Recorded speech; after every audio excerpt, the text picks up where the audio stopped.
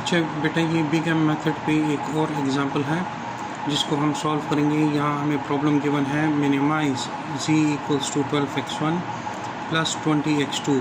देखिएगा ये मिनिमाइजेशन का प्रॉब्लम है। इससे पहले आप लोगों ने देखा था वो मैक्सिमाइजेशन का था। ये प्रॉब्लम आपके पास मिनिमाइजेशन का है। आपको कंस्ट्रेंट्स भी गिवन है 6x1 plus 8x2 greater than equal to 100 और 7x1 plus 12x2 greater than equal to 120। x1 और x2 दोनों की वैल्यूज़ जो हैं वो 0 से ग्रेटर हैं। अब आपने क्या करना है, सबसे पहले आपने इस मिनिमाइजेशन के प्रॉब्लम को मैक्सिमाइजेशन में कन्वर्ट करना है।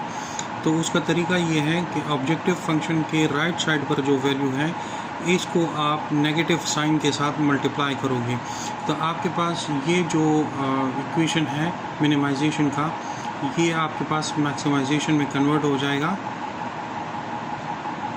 मैक्सिमाइज z इक्वल्स टू, जब आप इसके साथ नेगेटिव साइन मल्टीप्लाई करेंगे तो ये -12x1 बन जाएगा और -20x2 बन जाएगा। ठीक है जी, ये पहला स्टेप है मिनिमाइजेशन का। बिग एम मेथड में जब मिनिमाइजेशन का प्रॉब्लम हो तो उसको सबसे पहले आपने मैक्सिमाइजेशन में कन्वर्ट करना है with multiplying negative side on the right side of the equality in objective function. उसके बाद जो स्टेप होगा उसमें आपने स्लैक वेरिएबल, आर्टिफिशियल वेरिएबल और सरप्लस वेरिएबल को इंट्रोड्यूस करना है। तो अब देखिए हमारे पास पहला जो कंस्ट्रेंट है वो है 6x1 plus 8x2 greater than equal to 100। ये क्या बन जाएगा, ये बन जाएगा 6x1 plus 8x2 minus s1। s1 जो है वो मेरे पास सरप्लस वेरिएबल है, उसको मैं माइनस करूँगा और इसके साथ में एक आर्टिफिशियल वेरिएबल a1 वो ऐड करूँगा। तो ये इनइक्वालिटी कन्वर्ट हो जाएगी इक्वलिटी के अंदर इक्वल टू 100। सेम जो दूसरा कंस्ट्रेंट है आपके पास वो है 7x1 plus 12x2 greater than equal to 120। इसको जब आप इस इनइक्वालिटी को जब आप इक्वलिटी में कन्वर्ट करेंगे तो ये आपके पास बन जाएगा 7x1 plus 12x2 minus s2 जो है यहाँ पे सरप्लस वेरिएबल है तो ये माइनस होगा और इसके साथ आपने आर्टिफिशियल वेरिएबल a2 जो है वो ऐड करना है और ये आपके पास बन जाएगा इक्वल टू 120। तो आपके बिग एम मेथड के 2 स्टेप्स कंप्लीट हो गए। तीसरा जो स्टेप है उसमें आपने क्या करना है, इस ऑब्जेक्टिव फंक्शन को आपने 0 के बराबर लेकर आना है। ऑब्जेक्टिव फंक्शन अब आपके पास गिवन है max of z equals to -12x1 minus 20x2। इसको जब आप कन्वर्ट करेंगे उससे पहले आपने इसमें आर्टिफिशियल वेरिएबल और स्लैक वेरिएबल जो ऐड किए थे उस हिसाब से आपने इसमें आपने m वेरिएबल भी इंट्रोड्यूस करना है। तरीका ये है कि जितने आर्टिफिशियल वेरिएबल्स आप लोगों ने ऐड किए हैं उतने ही m जो है आपने इससे माइनस करने हैं, बिग M आपने माइनस करना है।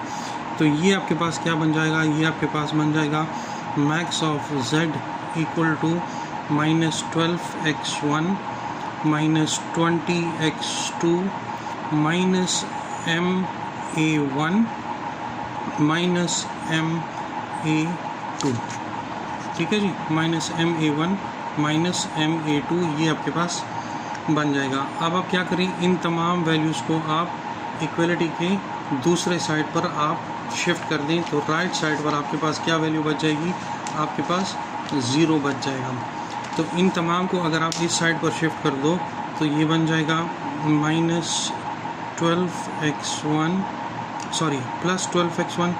जब इस साइड पर आ जाएगा तो प्लस हो जाएगा, ये भी आपके पास plus 20x2 plus ma1 plus ma2 plus ये z वेरिएबल और ये अब इक्वल टू हो जाएगा 0 के बराबर।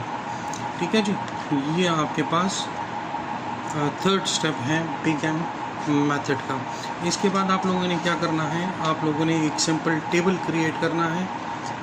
टेबल कैसे क्रिएट करेंगे, यहाँ पर देखिए आपके पास कितने वेरिएबल्स हैं, वो आपने कॉलम में लिखने हैं।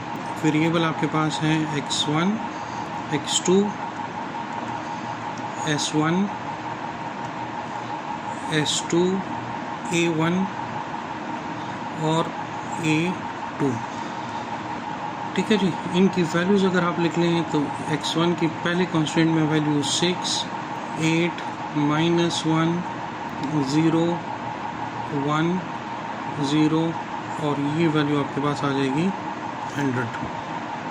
इसी तरह दूसरे कांस्टेंट में आपके पास वैल्यू है 7, 12, 0, -1,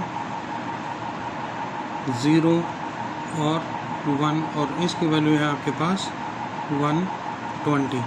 ऑब्जेक्टिव फंक्शन आपके पास क्या है? वो है आपके पास 12, 20, 0, 0, m और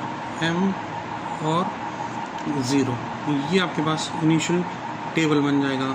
अब यहाँ पर देखिए आपके पास आर्टिफिशियल वेरिएबल के कॉलम में वैल्यूज़ मौजूद हैं m, यहाँ भी m है और यहाँ पर भी m है। आपने क्या करना है? आपने सबसे पहले इस आर्टिफिशियल वेरिएबल के कॉलम से इस m को हटाना है। इसी तरह इस आर्टिफिशियल वेरिएबल के कॉलम से इस m को आपने हटाना है। तो अगर मैं यहाँ से m हटाऊँगा तो इसका आसान तरीका क्या है कि मैं इस रो 1 के साथ -m मल्टीप्लाई कर दूँ और जो रिज़ल्ट आ जाए उस रिज़ल्ट को इसके साथ ऐड कर दूँ, इस रो के साथ ऐड कर दूँ, तो यहाँ मेरे पास वैल्यू आ जाएगी 0। ठीक है बेटा। जो रो 1 है उसके साथ आप -m को मल्टीप्लाई कर दें तो यहाँ वैल्यू आ जाएगी -m प्लस m, तो यहाँ पे रिज़ल्ट आ जाएगा मेरे पास 0। तो आप देखें जो सेकंड टेबल मैं बनाऊँगा वो मेरे पास बनेगा x1, x2, s1, s2, a1 और a2। इस रो में चूँकि कोई चेंजेस नहीं आएगी तो ये रो मैं एज इट इज़ लिख देता हूँ। सेकंड रो में भी कोई चेंज नहीं आएगा तो सेकंड रो को भी मैं एज इट इज़ लिख देता हूँ। चेंजेस जो आएंगी वो थर्ड रो में आएंगी और थर्ड रो में मैं क्या कर रहा हूँ कि मैं सेकंड रो के साथ -m मल्टीप्लाई कर रहा हूँ, इस रो के साथ -m मल्टीप्लाई करूँगा, उसका जो रिज़ल्ट आएगा उसको मैं इस थर्ड रो के साथ ऐड करूँगा। तो मेरे पास यहाँ पे रिज़ल्ट आ जाएगा -6m प्लस 12। सेकंड कॉलम में मेरे पास वैल्यू आ जाएगी -8m प्लस 20। थर्ड रो में मेरे पास वैल्यू आ जाएगी m। फोर्थ जो कॉलम है उसमें वैल्यू आ जाएगा 0, 0, m और यहाँ पे वैल्यू आ जाएगी -100m। तो आप देखिए इस आर्टिफिशियल वेरिएबल के कॉलम से 0 जो है वो m जो है वो हट गया, उसकी जगह पे मेरे पास वैल्यू आ गई है 0। सेम आपने इस कॉलम से भी इस m को हटाना है।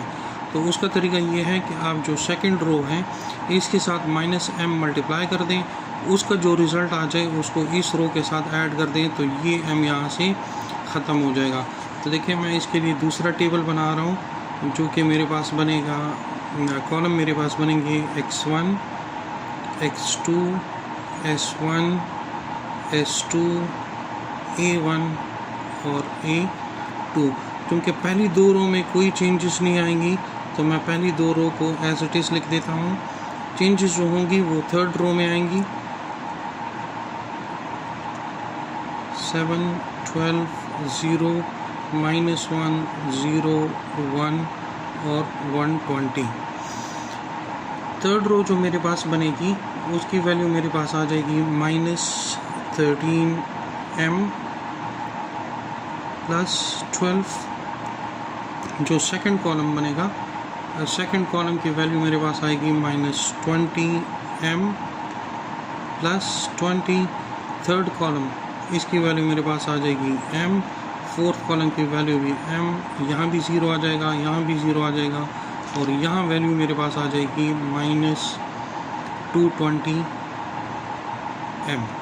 तो अब आप देख लें आपने क्या किया, आपने आर्टिफिशियल वेरिएबल के कॉलम से, दोनों आर्टिफिशियल वेरिएबल के कॉलम से आपने m की वैल्यूज़ को शिफ्ट कर दिया है। तो अब आपने बेसिक वेरिएबल्स लिखने हैं, वो कॉलम जिनमें तमाम वैल्यूज़ 1 और 0 हों, वो आपके पास बेसिक वेरिएबल्स बनेंगे। तो यहाँ आप देखें, आपके पास A1 का कॉलम जो है वो 1 0 है और A2 का कॉलम वो 1 0 है। तो पहला बेसिक वेरिएबल आपके पास बन जाएगा A1, दूसरा बन जाएगा A2 और ये आपका ऑब्जेक्टिव फंक्शन z है। ठीक है जी। इसके बाद आप लोगों ने क्या करना है, पिवट कॉलम को आइडेंटिफाई करना है कि आपके पास पिवट कॉलम कौन सा बनेगा। तो पिवट कॉलम वो कॉलम होगा जो लास्ट रो में, लास्ट जो रो है इसमें मोस्ट नेगेटिव नंबर जो होगा वो आपके पास पिवट कॉलम कहलाएगा। तो आप देखें, आपके पास यहाँ पे -13 MB है और -20 MB है। तो -20 M जिस कॉलम में है वो मैक्सिमम वैल्यू है। तो ये जो कॉलम है, कॉलम नंबर 2, ये आपके पास बन जाएगा पिवट कॉलम। ठीक है जी, ये आपके पास बन जाएगा पिवट कॉलम। अब आपने क्या करना है, आपने पिवट रो को आइडेंटिफाई करना है। तो पिवट रो कौन सी होगी, अब आपने 100 को डिवाइड करना है 8 पे, तो आपके पास वैल्यू आ जाएगी। अगर आप 100 को 8 पे डिवाइड करेंगे तो आपके पास यहाँ पे वैल्यू आ जाएगी 12.5। अगर आप 120 को 12 पे डिवाइड करेंगे तो आपके पास वैल्यू आ जाएगी 10। इन दोनों में से 10 मिनिमम है, तो जो सेकंड रो बनेगी वो सेकंड रो आपके पास पिवट रो होगी। जिस तरह ये मेरे पास जो रो है, ये रो मेरे पास पिवट रो होगी। ठीक है बेटा। इसके बाद आपने क्या स्टेप करना है, आपने देखना है कि पिवट रो और पिवट कॉलम ये दोनों जहाँ पर इंटरसेक्ट कर रहे हैं वो इंटरसेक्शन पॉइंट आपके पास कहलाएगा पिवट वैल्यू या पिवट। आप जहाँ पे रो और कॉलम इंटरसेक्ट कर रहे हैं वो आपके पास होगा पिवट। यहाँ देखें, कॉलम और रो इस पॉइंट पर इंटरसेक्ट कर रहे हैं, तो ये 12 जो है ये आपके पास कहलाएगा पिवट। अब इस 12 को आपने क्या करना है, इस 12 को आपने 1 के बराबर लेकर आना है। ठीक है जी, ये 12 जो है ये 1 के बराबर आना चाहिए। तो कैसे आएगा कि ये जो A2 रो है, अगर इसको मैं 12 पे डिवाइड कर दूं तो 12 डिवाइडेड बाई 12 इक्वल्स टू 1। तो यहाँ मेरे पास जो है 1 की वैल्यू आ जाएगी। ठीक है जी। तो अब आप देखें, यहाँ मेरे पास कॉलम्स वही होंगे, उसमें कोई चेंजेस नहीं आएंगे। ये x1 है, x2 है, s1 है, s2 है, a1 और a2। बाकी रोज़ में तो कोई चेंजेस नहीं आएंगी, वो रोज़ तो आपके पास एज इट इज़ वही रहेंगी। जिस तरह पहली रो है 6, 8, -1, 0, 1 और 0 और यहाँ वैल्यू है 100। सेकंड जो रो है उसको आपने 12 पे डिवाइड किया तो ये वैल्यू आपके पास आ जाएगी 7/12। यहाँ वैल्यू आ जाएगी 1, यहाँ है 0, यहाँ है -1/12, ये वैल्यू हो जाएगी 0 एंड दिस बिकम्स 1/12 और ये आपके पास आ जाएगा 10।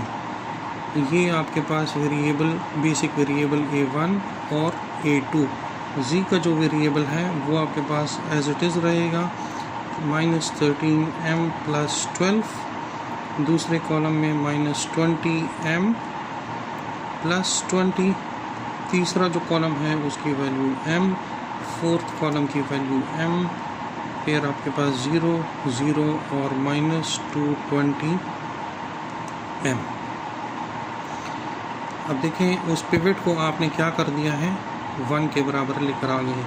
इसके बाद जो स्टेप होगा, आपने इस 8 को 0 करना है और इस -20m + 20 इसको आपने 0 करना है। तो सबसे पहले मैं इसको जो है वो 0 करूँगा, 8 को 0 करूँगा। तो उसका आसान तरीका ये है कि पिवट रो के साथ यहाँ चूँकि ऑलरेडी 1 मौजूद है, अगर मैं इसके साथ -8 मल्टीप्लाई कर दूँ और जो रिज़ल्ट आ जाए उसको इस रो के साथ ऐड कर दूँ तो -8 + 8 यहाँ पे मेरे पास 0 आ जाएगा। तो यहाँ तो कॉलम्स मेरे पास चेंज नहीं होंगे, वो तो वही x1, x2, s1, s2, a1 और a2 रहेंगे। चेंजेस चूँकि फर्स्ट कॉलम में आए, फर्स्ट रो में आएगी, तो मैं फर्स्ट रो को फ़िलहाल इग्नोर कर देता हूँ, उसको नहीं लिखता। सेकंड जो रो है मैं उसको एज इट इज़ लिख देता हूँ, 0 माइनस 1/12, 0, 1/12 और 10। जो ऑब्जेक्टिव फंक्शन का रो है उसको भी मैं इसी तरह ही लिख देता हूँ, -13m + 12 -20m + 20। उसके बाद आ जाएगा m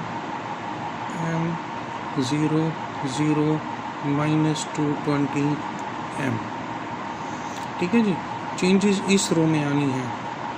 तो अब वो मैं क्या कर रहा हूँ कि मैंने सेकंड रो के साथ -8 को मल्टीप्लाई करना है, उससे जो रिज़ल्ट आएगा उसको मैं इस पहली रो के साथ ऐड करूँगा। तो मेरे पास जो वैल्यूज़ आएंगी इसमें वो आ जाएंगी 16/12, यहाँ आ जाएगा 0, ये आ जाएगा -1, नेक्स्ट इज़ 8/12, 1, -8/12 और ये वैल्यू आ जाएगी 20। तो मेरा अच्छा ये मेरे पास वही बेसिक वेरिएबल है, a1, ये a2 और ये z। मेरा ऑब्जेक्टिव अचीव हो गया। मैं यहाँ पर 0 को लेकर आना चाहता था, वो 0 यहाँ पर आ गया है। अब इस -20m + 20 इसको भी मैंने 0 के बराबर लेकर आना है।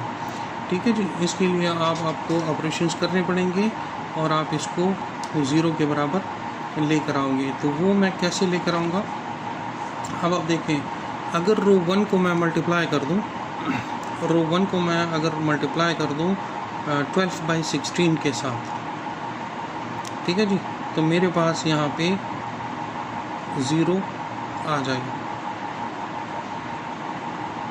या अगर रो 2 के साथ, यहाँ चूँकि ऑलरेडी 1 मौजूद है, अगर रो 2 के साथ मैं 20m - 20 मल्टीप्लाई कर दूं और उसका जो रिज़ल्ट आ जाए उसको रो 3 के साथ ऐड कर दूं, तो यहाँ पे मेरे पास 0 आ जाएगा। तो चूँकि पहली 2 रोज़ में कोई चेंजेस नहीं हो रही, तो मैं उन 2 रोज़ को एज इट इज़ लिख देता हूँ। जिस रो में चेंजेस आएगी सिर्फ उसमें मैं दोबारा वैल्यूज़ को चेंज करूँगा। तो पहली रो मेरे पास 16/12 ही रहेगा, ये 0 रहेगा, ये -1 रहेगा, ये 8/12 रहेगा, ये 1 होगा और ये -8/12 होगा और इसकी वैल्यू 20 होगी। सेम जो सेकंड रो है वो भी एज इट इज़ रहेगा, 7/12, 1, 0, -1/12, 0, 1/12 और 10। और ये मेरे पास a1 बेसिक वेरिएबल, ये a2 बेसिक वेरिएबल। अब चेंजेस इस रो में होनी है। तो ये रोज़ जब चेंज हो जाएंगी तो मेरे पास रिज़ल्ट आएगा -4/3 m + 1/3। ठीक है जी, ये मेरे पास फर्स्ट कॉलम की वैल्यू होगी। सेकंड कॉलम में मेरे पास यहाँ पे 0 आ जाएगा। जो थर्ड कॉलम होगा उसमें m आ जाएगा। फोर्थ जो कॉलम होगा उसकी वैल्यू होगी -2/3m + 5/3। नेक्स्ट वैल्यू 0, ये वैल्यू आ जाएगा 5/3m - 5/3 और यहाँ पे मेरे पास वैल्यू आ जाएगी -20m - 20।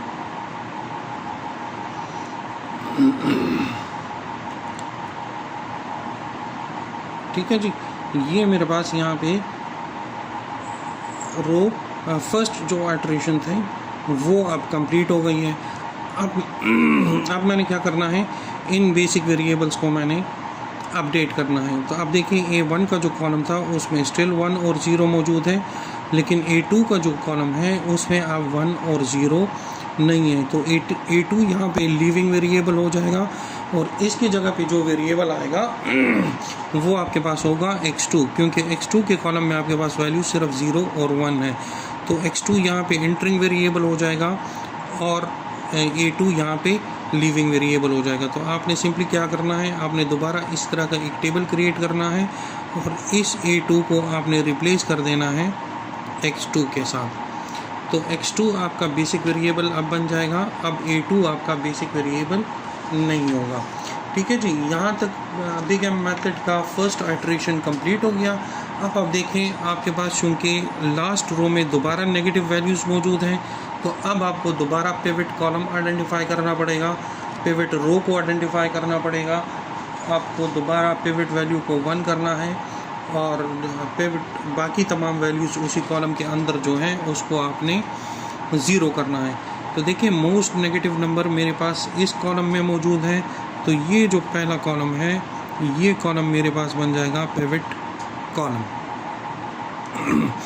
अब आपने क्या करना है, इस 20 को डिवाइड करें 16/12 पे। इसी तरह आप इस 10 को डिवाइड कर दें 7/12 पे। ठीक है जी। तो इन दोनों में से जो मिनिमम वैल्यू होगी वो जिस भी रो के अंदर मौजूद होगी तो वो रो आपके पास पिवट रो कहलाएगी। यहाँ पर चूँकि मिनिमम वैल्यू इस पहली रो में आएगा तो ये रो जो है ये रो मेरे पास पिवट रो कहलाएगी। ठीक है जी। अब आपका नेक्स्ट ऑब्जेक्टिव क्या है, आपने यहाँ पर पिवट की वैल्यू को 1 करना है। तो आप देखिए वो 1 आप कैसे कर सकते हो, यहाँ वैल्यू मौजूद है 16/12। अगर इसको मैं मल्टीप्लाई कर दूँ 12/16 के साथ तो यहाँ पे मेरे पास आ जाएगा 1। तो जो रो 1 है उस रो 1 को मैं मल्टीप्लाई कर रहा हूँ 12/16 के साथ। ठीक है जी। तो आप देखें आपके पास यहाँ पे कॉलम जो है वो x1 रहेगा, ये आपके पास x2 होगा, s1, s2, a1 और a2। यहाँ पर जो आपके पास बेसिक वेरिएबल है, पहला आपके पास है a1, दूसरा आपके पास है x2। तो a1 को जब आप मल्टीप्लाई करेंगे 12/16 के साथ तो यहाँ आपके पास वैल्यू आ जाएगा 1, ये वैल्यू आ जाएगी 0, ये वैल्यू आ जाएगी -3/4 और ये वैल्यू आपके पास होगी 1/2। दिस बिकम्स 3/4, दिस बिकम्स -1/2 और यहाँ पर आपके पास आ जाएगा 15। बाकी इस रो में कोई चेंजेस नहीं होंगी, ये एज इट इज़ होंगी। 1, 0, -1/12, 0, 1/12 और 10। जो आपका ऑब्जेक्टिव फंक्शन का रो है उसमें भी कोई चेंजेस नहीं आएगी, तो वो वही होगी -4/3m + 1/3। जो सेकंड कॉलम है उसकी वैल्यू 0 है, उसके बाद m है -2/3m + 5/3, next is 0, next is 5/3m - 5/3 और यहाँ पे वैल्यू आपके पास होगी -20m - 200। ठीक है जी। तो आपका वो ऑब्जेक्टिव अचीव हो गया कि आपने क्या किया कि जो पिवट की वैल्यू थी वहाँ पर आप 1 लेकर आ गए। अब इन दोनों वैल्यूज़ को आपने 0 के बराबर लेकर आना है। तो अगर मैं इसको 0 के बराबर लेकर आता हूँ तो आसान तरीका ये है, अच्छा पहले आप ये वैल्यूज़ इधर लिख लें, that is x1, x2, s1, s2, a1 और a2। आपके पास ये है a1 में चूँकि चेंजेस नहीं होंगी तो इसको आप एज इट इज़ लिख दें, -3/4, ये आ जाएगा 1/2, ये आ जाएगा 3/4, -1/2 और ये वैल्यू आपके पास होगी 15। अब चेंजेस आपके पास x2 के कॉलम रो में आएगी। ठीक है जी। x2 में हमने क्या करना है, इसको 0 करना है। यहाँ वैल्यू मौजूद है 7/12। अगर इस रो 1 को मैं मल्टीप्लाई कर दूँ -7/12 के साथ और उसका जो रिज़ल्ट आ जाए उसको मैं इस रो के साथ ऐड कर दूं तो यहाँ मेरे पास 0 आ जाएगा। तो ये वैल्यू क्या बनेगी, ये वैल्यू बन जाएगी 0, 1, 7/16 -3/8 -7/16 3/8 और ये वैल्यू आ जाएगी 5/4। थर्ड जो ऑब्जेक्टिव फंक्शन का रो है उसमें कोई चेंजेस नहीं होंगी, वो एज इट इज़ आप लिख लो।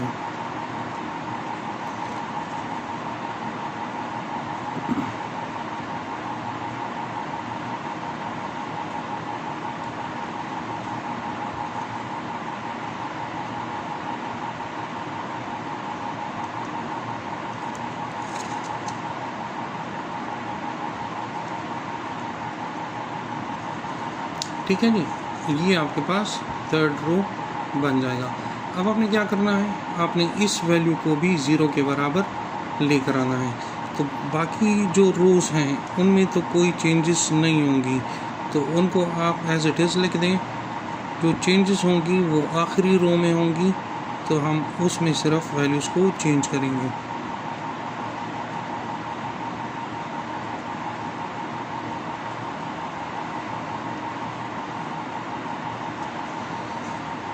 जो सेकंड रो है x2, उसकी वैल्यू है 0, 1, 7/16 -3/8 -7/16, ये है 3/8, ये है 5/4। अब चेंजेस सिर्फ इस रो में आएंगी, ठीक है जी। यहाँ अब इसकी जगह पे आपने 0 लेकर आना है। तो कैसे लेकर आएंगे, अगर मैं 4/3m -1/3 मल्टीप्लाई कर दूँ रो 1 के साथ और उसका जो रिज़ल्ट आ जाए उसको ऐड कर दूँ इस रो के साथ, तो यहाँ पे मेरे पास वैल्यू आ जाएगी 0, ठीक है जी। तो नेक्स्ट इस कॉलम में भी वैल्यू 0 आएगी, यहाँ वैल्यू आ जाएगी 1/4, यहाँ वैल्यू आ जाएगी 3/2, यहाँ वैल्यू आ जाएगी m-1/4 और यहाँ वैल्यू आ जाएगी m-3/2 और लास्ट जो कॉलम है उसकी वैल्यू आ जाएगी -205। अब आपने क्या करना है, आपने दोबारा बेसिक वेरिएबल्स को चेक करना है कि क्या बेसिक वेरिएबल्स आपके चेंज हुए हैं कि नहीं हुए। अब यहाँ पे देखें, आपके पास A1 का जो कॉलम है जो बेसिक वेरिएबल्स हैं, अब A1 में आपके पास 1 और 0 नहीं है, वहाँ वैल्यूज़ चेंज हो गई हैं। तो ये A1 लिविंग वेरिएबल हो जाएगा, ये यहाँ से रिमूव हो जाएगा और इसकी जगह पे कौन सा वेरिएबल आएगा, x1। x2 में स्टिल 0 और 1 है, तो वो एज इट इज़ अपनी जगह पे मौजूद रहेगा। अब आप देखें, आपका इटरेशन यहाँ पे कंप्लीट हो गया। जो लास्ट रो है इसमें आपके पास कोई भी नेगेटिव नंबर नहीं है, यहाँ तक आपने चेक करना है, ठीक है जी। यहाँ तक आपके पास कोई भी नेगेटिव नंबर नहीं है, दैट मीन्स आपका सोल्यूशन यहाँ पर एग्जिस्ट करता है, आपको मज़ीद इसको सॉल्व करने की ज़रूरत नहीं है। तो आपके पास यहाँ देखिए जो वैल्यू आ रही है वो आपके पास आ रही है -205। अगर आपको याद हो, ये क्वेश्चन हमने स्टार्ट किया था मिनिमाइजेशन का, और उसको मैक्सिमाइजेशन में कन्वर्ट करने के लिए हमने क्या किया था कि हमने राइट साइड पे नेगेटिव साइन को मल्टीप्लाई किया था। अब एग्जैक्टली वही काम आपको इधर दोबारा करना है। तो -205 के साथ आप नेगेटिव साइन मल्टीप्लाई करोगे तो ये पॉजिटिव +205 बन जाएगा। दैट मीन्स कि आप मैक्सिमम z की क्या वैल्यू ले मिनिमम z की क्या वैल्यू ले सकते हो, 205। किस केस में, जब x1 की वैल्यू, x1 जो है इसकी वैल्यू आपके पास क्या हो, 15, और x2 की वैल्यू आपके पास क्या हो, 5/4, तब जाकर आप ये वैल्यू अचीव कर सकते हैं। अब अगर आप इसी वैल्यूज़ को, x1 की वैल्यू है 15, x2 की वैल्यू है 5/4, अगर यही वैल्यूज़ आप इधर इस इक्वेशन में पुट कर दें तो आपके पास एग्जैक्टली इससे जो वैल्यू आएगी वो आएगी 205, जो कि इस कंस्ट्रेंट को भी सेटिस्फाई करेगा और इस कंस्ट्रेंट को भी सेटिस्फाई करेगा। तो दैट मीन्स कि आप यहाँ पे आपके पास z की जो भी वैल्यू आएगी एंड में, क्योंकि ये मिनिमाइजेशन का प्रॉब्लम था तो हमने शुरू में इसको नेगेटिव साइन के साथ मल्टीप्लाई किया था, तो वही नेगेटिव साइन को आप दोबारा यहाँ इस वैल्यू के साथ मल्टीप्लाई करोगे तो आपके पास रिज़ल्ट पॉजिटिव आ जाएगा 205, और x1 की ये वैल्यू होगी 15 और x2 की वैल्यू आपके पास होगी 504। Thank you so much.